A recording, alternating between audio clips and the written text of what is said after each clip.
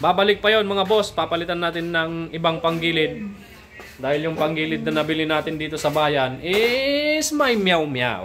So, di bale, sa susunod na pagbalik ni Bossing, wala naman na siyang babayaran. Ako nang bahala sa pambili, pambayad ng panggilid set.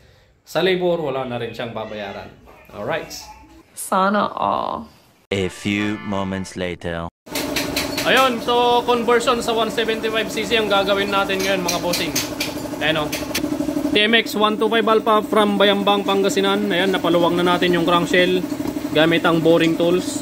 So yung mga gagamitin nating pyesa dito sa 175cc conversion, crankshaft ng Skygo 175. Tapos block ng Skygo 175. Tapos cylinder head ng Skygo 175 mga bossing. Yan, puro Skygo mga boss. Quality parts. At syempre yung valvula na gagamitin natin dyan pang Skygo 150. Yung valvula ng Skygo 150 at 175 parehas lang sila mga bossing. Yan, dalawa. Okay, kabit mo na. At syempre mga oil seal, papalitan na rin natin yan. Center gasket, Skygo din. Push rod pang 155. Panggilid pang 155 din, spring kick, pati piston Skygo mga boss. Ayan, piston ring Skygo din. Lahat yan mga boss.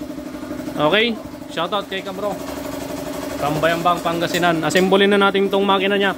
Nagpalit din pala tayo ng idle gear. Ayan, yung gagamitin nating idle gear dito, yung pang matagalan na.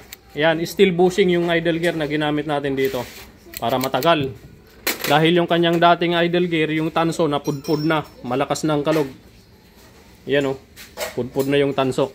So, assemble na natin to mga boss. Pakita ko sa inyo mamaya pagkagabit na natin yung cylinder block. A few moments later. Yan, so nabuo na natin yung bandang ilalim ng makina ng Alpha 125 to 175cc conversion mga bossing. So, papakita ko naman sa inyo dito yung top dead center ng block tsaka piston. Ito siya.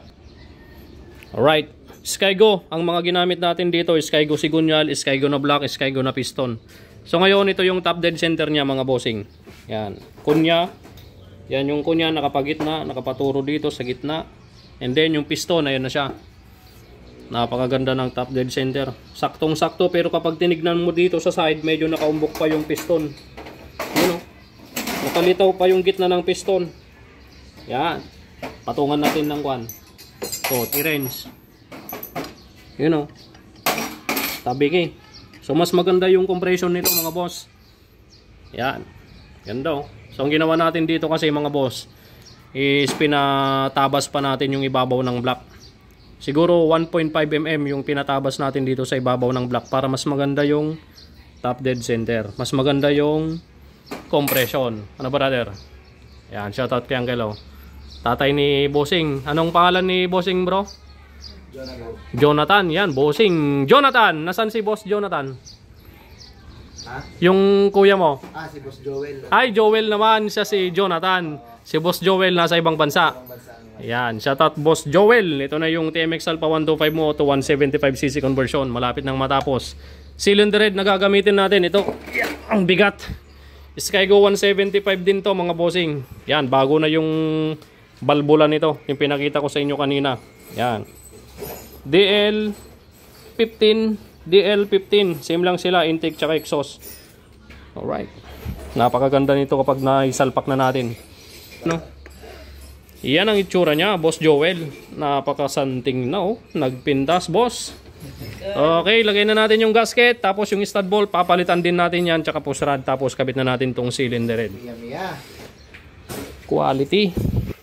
Yan, ang sabi nila dito kapag yung Alpha 125 binilagyan mo ng Skygo parts, Honda Go na siya. Yan, yung mga nagsasabi Honda Go. Okay. Yan, Honda na Skygo, Honda Go. Alright, update mamaya pag na-assemble na natin at nilagay na natin yung cylinder head. Papalitan pa natin tong stud bolt ng pang 155. A few inches later. Alright, so tapos na natin yung makina mga bossing sa conversion sa 175cc.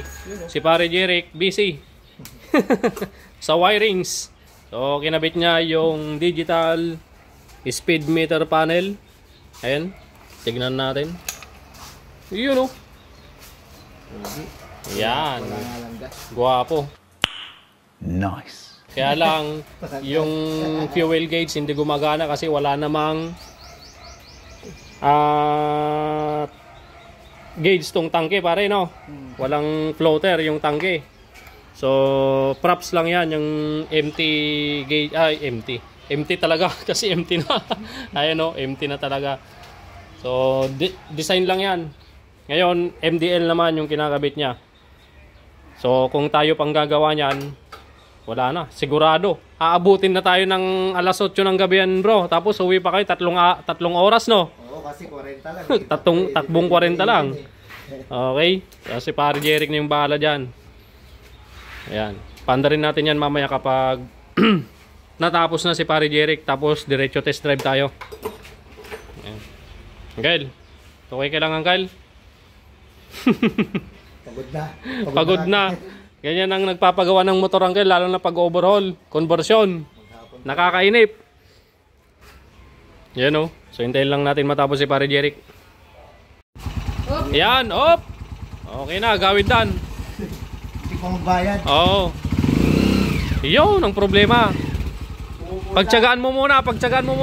Palitan natin sa susunod. Okay. Ayun na lang problema doon, boss. Mga bossing sa conversion natin. So, palitan natin ng pang Motor Star 200 kasi naubusan ng stock. Wala ding stock yung pinagkukuhanan natin. Kaya, kuhan. Oo. Yan na lang ang problema. Speed meter cable, hindi gumagana yung speed meter na putol. Wala na tayong bibilian. Kabro, break in lang ha. Takbong 40 lang. Tansyanin mo lang, no? Salamat, bro. Okay, ingat bro. Salamat. Yo, narinig yung pusa-pusa. Okay, yun na lang ang problema nun mga bossing. From Bayambang Pangasinan, napalaban si pare Jericho. Jeric Austria. Davido. And Labo. Okay, linis time mga bossing. Conversion 175cc. Babalik pa yon mga boss. Papalitan natin ng ibang panggilid. Dahil yung panggilid na nabili natin dito sa bayan is may meow meow. Okay? So, di bale, sa susunod na pagbalik ni bossing, wala naman na siyang babayaran. Ako nang bahala sa pambili, pambayad ng panggilid set. Sa labor, wala na rin siyang babayaran. Alright. So, maraming salamat. That's all for today's video mga bossing. Maraming salamat. God bless you all.